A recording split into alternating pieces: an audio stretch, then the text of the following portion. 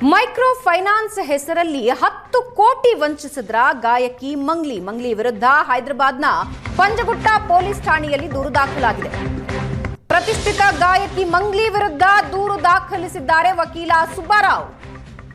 ಸುಮಾರು 100 ರಿಂದ 150 ಜನರಿಗೆ ಮೈಕ್ರೋ ಫೈನಾನ್ಸ್ ಹೆಸರಲ್ಲಿ ವಂಚನೆ, ಮಂಗ್ಲಿ ಹಾಗೂ ಆಕೆಯ ಸಹೋದರ ಸೇರಿ ಹಲವರಿಂದ ವಂಚನೆ ಆರೋಪ ಕೇಳಿಬಂದಿದೆ. ಹಣ ವಾಪಸ್ ಕೇಳಿದ್ರೆ ಜೀವ ಬೆದರಿಕೆ ಹಾಕ್ತಿದ್ದಾರೆ ಅನ್ನೋ ಆರೋಪ ಕೇಳಿಬಂದಿದೆ.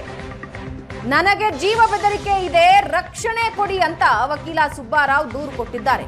ಬಿಎನ್ಎಸ್ ಸೆಕ್ಷನ್ 351, 352ರ ಅಡಿಯಲ್ಲಿ ಮಂಗ್ಲಿ ವಿರುದ್ಧ ಕೇಸ್ ದಾಖಲಿಸಿದ್ದಾರೆ ಪೊಲೀಸರು. ಈ ಬಗ್ಗೆ ಇನ್ನಷ್ಟು ಡೀಟೇಲ್ಸ್ ಹಂಚಿಕೊಳ್ತಾರೆ ನ್ಯೂಸ್ ಡೆಸ್ಕ್ನಿಂದ ಲೋಕನಾಥ್. ಏನಿದು ಪ್ರಕರಣ? 100 ರಿಂದ 150 ಜನರಿಗೆ ವಂಚನೆ ಅನ್ನೋ ಆರೋಪ.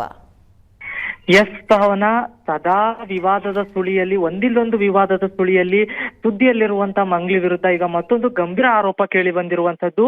ಆ ಮಂಗ್ಲಿ ವಿರುದ್ಧ 10 ಕೋಟಿ ರೂಪಾಯಿ ವಂಚನೆ ಮಾಡಿದ್ದಾರೆ ಅನ್ನುವಂತಹ ಗಂಭೀರ ಆರೋಪ ಕೇಳಿ ಬಂದಿದೆ. ಅದರಲ್ಲಿ ಹೈದರಾಬಾದ್ನ ಪಂಜಗುಟ್ಟ ಪೊಲೀಸ್ ಠಾಣೆಯಲ್ಲಿ ಈ ಮಂಗ್ಲಿ ವಿರುದ್ಧ ಒಂದು ಪ್ರಕರಣ ದಾಖಲಾಗಿದೆ. ವಕೀಲ ಸುಬ್ಬರಾವ್ ಅನ್ನುವಂಥವರು ಮಂಗ್ಲಿ ವಿರುದ್ಧ ದೂರನ್ನ ಸಲ್ಲಿಸಿದ್ದಾರೆ.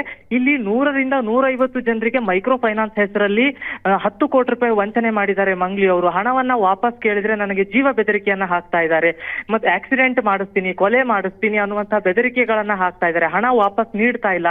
ಆಕೆ ಮತ್ತು ಆಕೆಯ ಸಹೋದರ ಸೇರಿ ಈ ಒಂದು ವಂಚನೆ ಮಾಡಿದ್ದಾರೆ ಅನ್ನುವಂತಹ ಆರೋಪವನ್ನ ಕಂಪ್ಲೇಂಟ್ ನಲ್ಲಿ ವಕೀಲ ಸುಬ್ಬರಾವ್ ಅವರು ಉಲ್ಲೇಖಿಸಿರುವಂತದ್ದು. ಈ ಒಂದು ಪ್ರಕರಣಕ್ಕೆ ಸಂಬಂಧಪಟ್ಟಂತೆ ಪಂಜಗುಟ್ಟ ಪೊಲೀಸ್ ಠಾಣೆಯಲ್ಲಿ ಬಿಎನ್ಎಸ್ ಸೆಕ್ಷನ್ 351 ಸಬ್ಸೆಕ್ಷನ್ 2 ಮತ್ತು 352 ಅಡಿಯಲ್ಲಿ ಈಗಾಗಲೇ ಮಂಗ್ಲಿ ವಿರುದ್ಧ ದೂರು ದಾಖಲಾಗಿದೆ. ಜೊತೆಗೆ ಈ ಒಂದು ಪ್ರಕರಣಕ್ಕೆ ಸಂಬಂಧಪಟ್ಟಂತೆ ಮುಂದಿನ ಹಂತದಲ್ಲಿ ಕೂಡ ಪಂಜಗುಟ್ಟ ಪೊಲೀಸರು ವಿಚಾರಣೆ ಯಾವಾಗ ಬೇಕಾದ್ರೂ ಕೂಡ ಮಂಗ್ಲಿ ಅವರನ್ನ ವಶಕ್ಕೆ ಪಡೆದು ವಿಚಾರಣೆಯನ್ನ ಮಾಡುವಂತ ಸಾಧ್ಯತೆ ಇದೆ. ಮುಂದಿನ ಹಂತದಲ್ಲಿ ಈ ಒಂದು ಮೈಕ್ರೋ ಫೈನಾನ್ಸ್ಗೆ ಸಂಬಂಧಪಟ್ಟಂತೆ ಮತ್ತು ಈ ವಂಚನೆಗೆ ಸಂಬಂಧಪಟ್ಟಂತೆ ಎಷ್ಟು ಜನಕ್ಕೆ ಮಂಗ್ಲಿ ಅವರು ವಂಚಿಸಿದ್ದಾರೆ, ಈ ಒಂದು ಆರೋಪ ನಿಜವಾ ಸುಳ್ಳ ಅನ್ನುವಂಥದ್ದು ಕೂಡ ಮುಂದಿನ ಹಂತದಲ್ಲಿ ವಿಚಾರಣೆಯಲ್ಲಿ ಗೊತ್ತಾಗಲಿದೆ. ಭಾವನಾ, ಧನ್ಯವಾದ ಲೋಕನಾಥ್.